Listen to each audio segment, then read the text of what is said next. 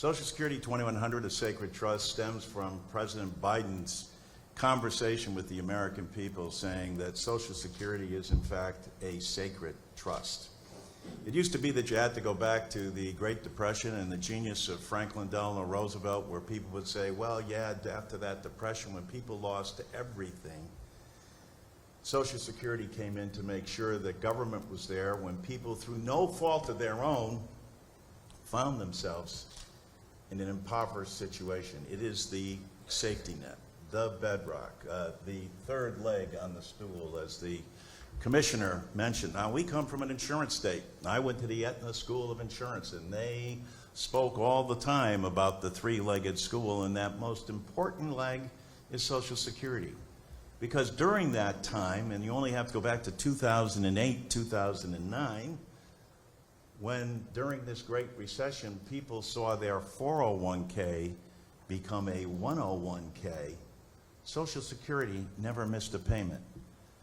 Not a pension payment, but as the commissioner knows, not a disability payment, not a spousal payment, not dependent coverage payment either, all of which are the Social Security plan.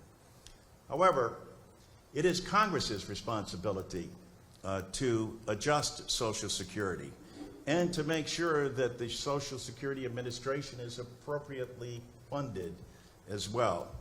It is the most efficient governmental program that we have. Again, we're in an insurance capital. They operate with a 99% loss ratio. Any insurance company in the world would love to have that. That means they're able to administer their entire program with under 1% cost to administer, to make sure our citizens get this. Members of Congress should be united in this factor in enhancing the further efficiency and making sure that we're able for this agency to get the money back out the door. This is not anything that impacts the national debt. This is a pay-as-you-go system. It's an earned benefit, not an entitlement. The other side of the aisle likes to say that this is an entitlement. No. It's called FICA, Federal Insurance Contribution. Whose? Yours. And yet that responsibility to adjust that resides exclusively in Congress. This is nothing that the executive branch can do through executive order or that the Supreme Court is going to adjudicate anytime soon. It's up to the United States Congress, and I'm proud to say that under the leadership of Nancy Pelosi and Rich Neal on the Ways and Means Committee, will be marking up Social Security 2100. Why is that important? Because there hasn't been an enhancement to Social Security in more than 51 years. Write that down. More than 51 years. Richard Nixon was the President of the United States, and a gallon of milk cost 72 cents. A lot has changed over this time period, but what hasn't changed is the success of this program. Number one, as the commissioner pointed out, in keeping our elderly population out of poverty. Number one as well in terms of keeping our children out of poverty.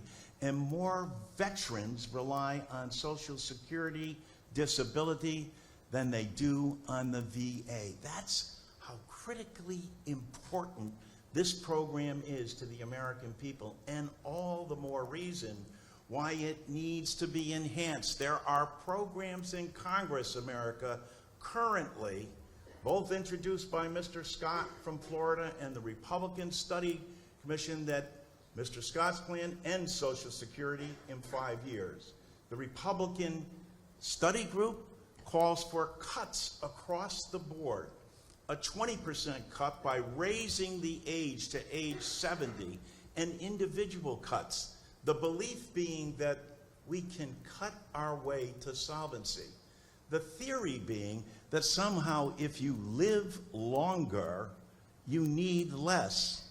We are all grateful that people are living longer because of medical advances, even though this pandemic has underscored the population that's been hurt the most. Who is that? of the close to 1 million people that have perished, over 750,000 of them are over the age of 65. And of people hurt most by inflation, who are they? The people on fixed income, and that is the Social Security population.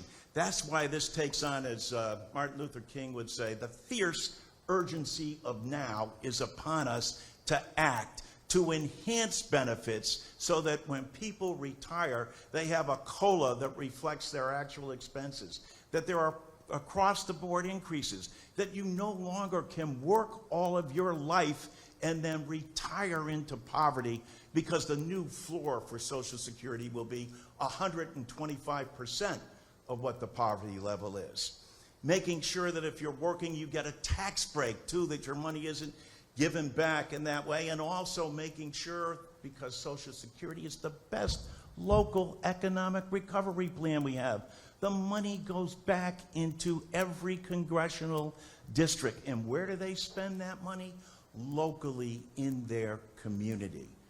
That's why it's such an important program. That's why I'm honored to be here and proud to be a sponsor of a bill that's going to make the change. Social Security, 2100, a sacred trust.